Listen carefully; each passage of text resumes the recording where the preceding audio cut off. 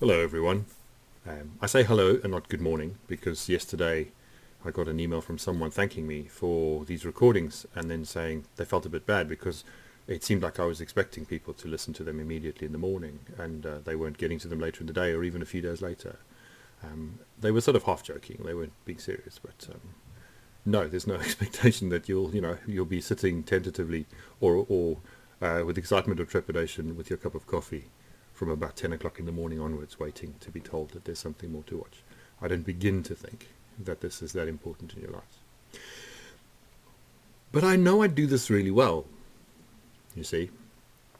And I want to say thank you for quite a lot of emails and messages I've received in the last just couple of days from people whom I've never met, far and wide. Some of you will know who you are because you sent an email if you're watching this one.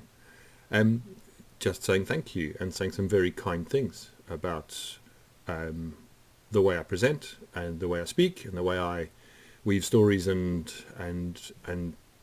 more serious things together. I do this well.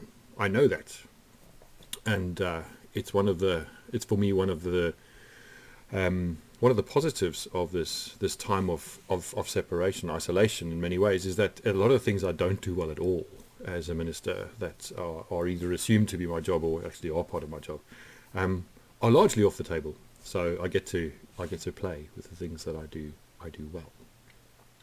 Now, even as I say this, I know that within myself, I begin to think, Rory, are you boasting? Are you being arrogant? Are you being proud? Are you feeling a bit smug? And I think the answer to all of those is no. Though, of course, it does remain the case that I check how many times the videos have been viewed each day a couple of times. And mostly because I'm curious, really, to see what the trends are and maybe learn something from that when I get some feedback. But today I want to talk a little bit about modesty and about pride and about words like words in Romans chapter 12, where if you haven't read Romans, it's not a great place to start in the Bible. But it's an extended letter from the Apostle Paul to the early church in Rome. It's convoluted and complicated, and it's deeply he shares deeply theological arguments and thoughts about how God is part of our lives and what that means and where God's power lies, and gives practical instruction about all kinds of things. But in Romans chapter 12, there are these words: "Do not be conformed to this world, but be transformed by the renewing of your mind. Then you will be able to test and prove what is the good, pleasing, and perfect will of God." And then the verse that comes after: "For by the grace given me, I say to every one of you, do not think of yourself more highly than you ought, but think of yourself with sober judgment, according to the measure of faith God has given you."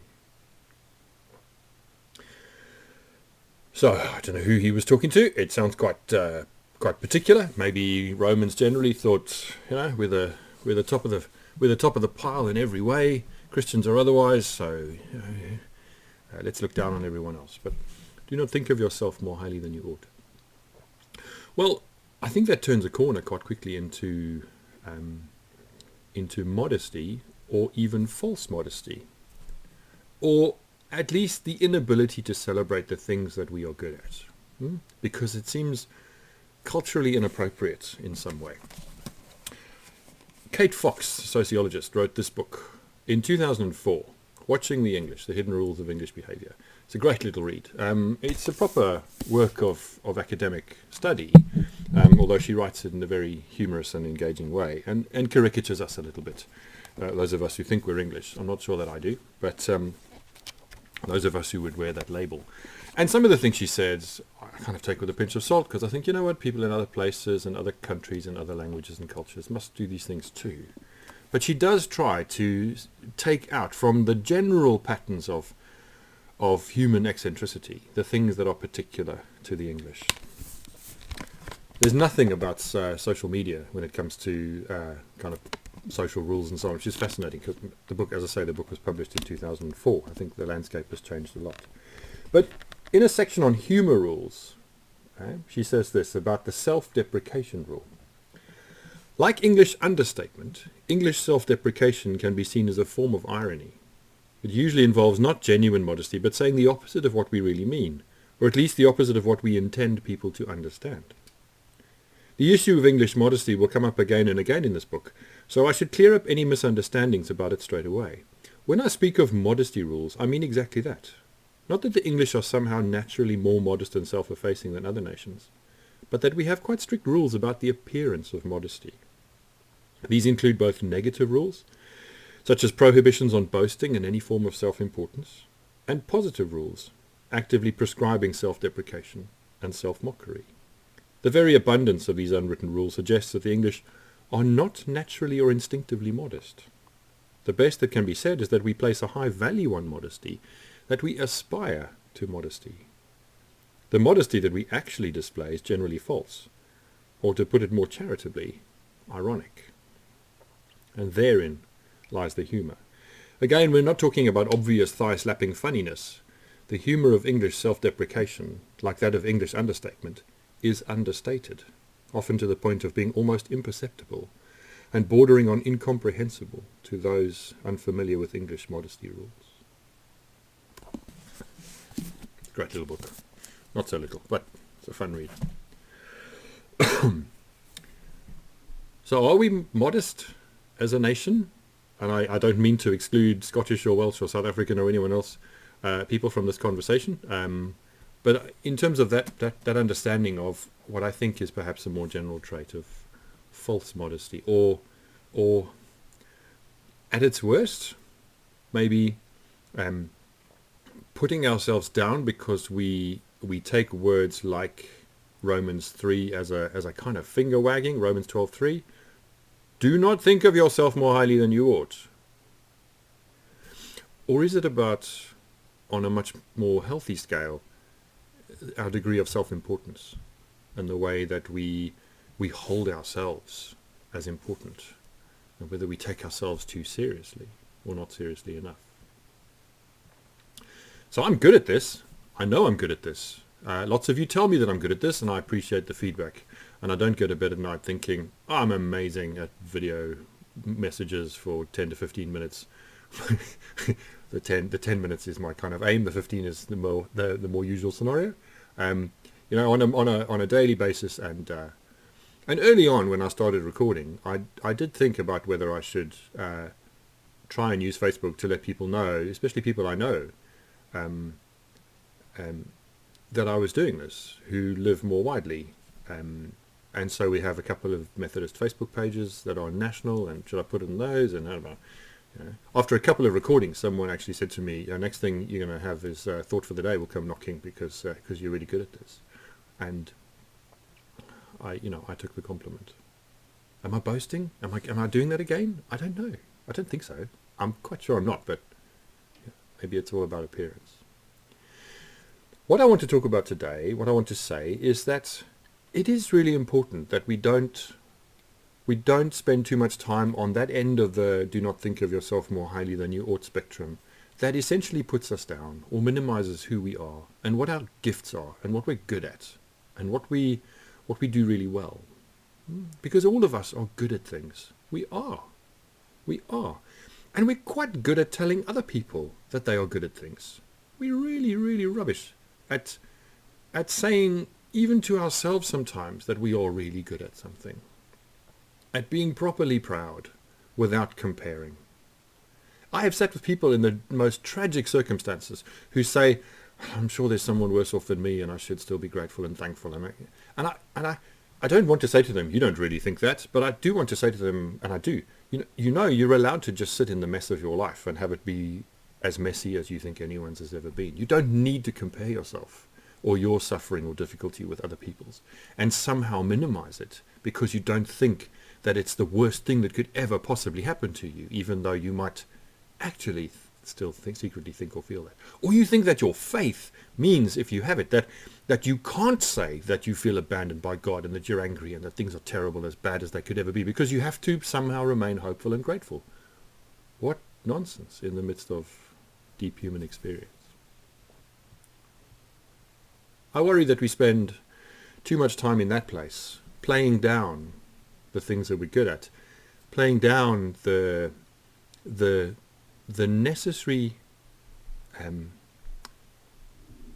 joy that we should feel regularly at the gifts we have and the things we do well. Not perfectly. No one does anything perfectly. But well. Well. Or sincerely. Or beautifully. Yeah? Or with joyful and self-giving intention. Later today, at 12:30, I will be standing by an open grave with about 10 people who will be scattered and spread out from each other in a deeply unnatural way, in a moment that should be really intimate and really personal, and have people close and touching and holding each other and sharing tissues and tears and laughter and smiles. Because later today I'm taking part in the burial of a lady called Rebecca Henschel. She was 87. She died of coronavirus, and she's being buried today in one of the York cemeteries next to her husband, who died some time ago. Her daughter and her son-in-law will not be there. They live in Swindon, as did she, at the end of her life. And certainly her son-in-law has had coronavirus and is still recovering, and so they won't be there. And I'll be recording the audio of the brief moment we'll have at the graveside to then send to them later today. They sent me some thoughts and some reflections on Rebecca's life, and I will read those at the grave for those who are gathered, just a tiny handful of relatives. I read lots of eulogies, and I listen to lots of eulogies in church in moments where people have died, and I sometimes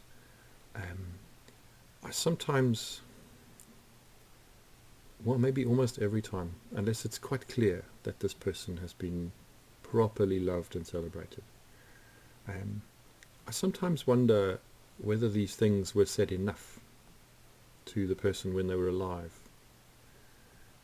Beautiful things get said about people after they've died, and I'm not always sure that we take the time to say them as much before they die.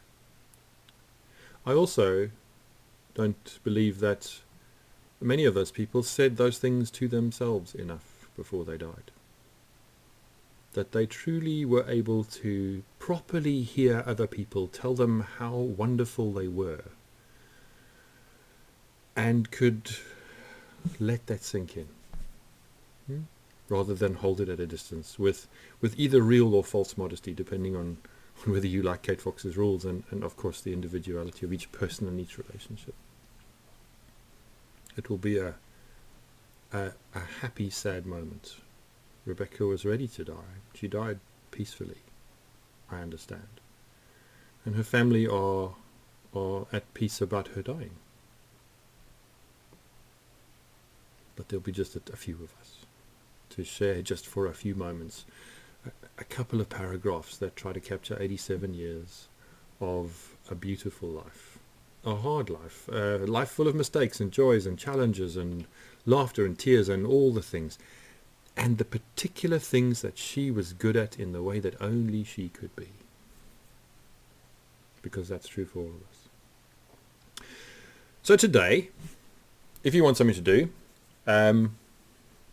make yourself a sticker chart, or if you don't have any stickers, just dare the deep discomfort perhaps of sitting down in a corner with a piece of paper and writing down for your own eyes the things that you think or are sure you are good at, that are precious about you.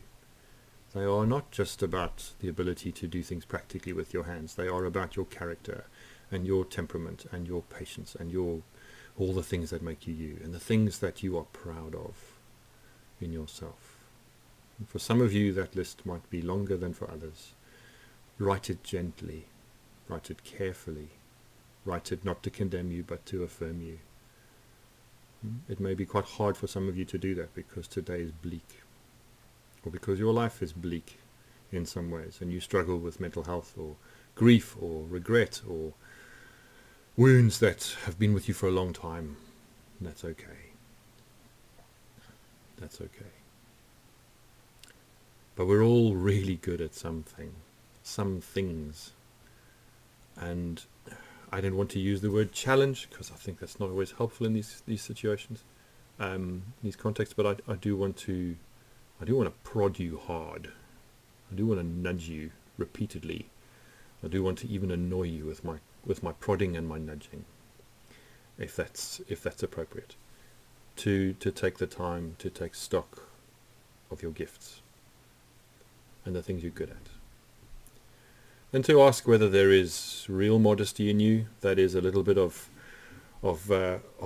feeling browbeaten by passages like Romans 12:3 and other places where do not think of yourself more highly than you ought. Know your place. Don't get too big head. There are so many phrases in our English language that are part of expressing inflated egos, inflated self-opinion, that we think that anything maybe that looks like that becomes not gift to other people or to ourselves, but some kind of puffed up opinion of who we are. I need to shut up now because I'm way over the 10 minutes and way over the 15. There you go. Time to stop. Thank you for your kind words about these videos, those of you who've sent them. I do not expect kind words from other people. I do not send these things out for there to be kind words that come my way. But I do know that I connect in these kind of contexts, around these kind of themes, again and again, with people inside and outside the church. And I'm really grateful for that, because I think it's a very important part of what the church needs to be and to do. What's on your sticker chart? What's on your list? Write it down. Keep it. Celebrate it. Celebrate it. It's wonderful in many ways for us, whoever we are, to have you, whoever you are, in the rest of our lives. And I hope you know that. And you can even articulate a little bit why that's true. See you tomorrow. Okay. Sit down. Write yourself a list. Make a sticker chart. Love yourself. Cheers.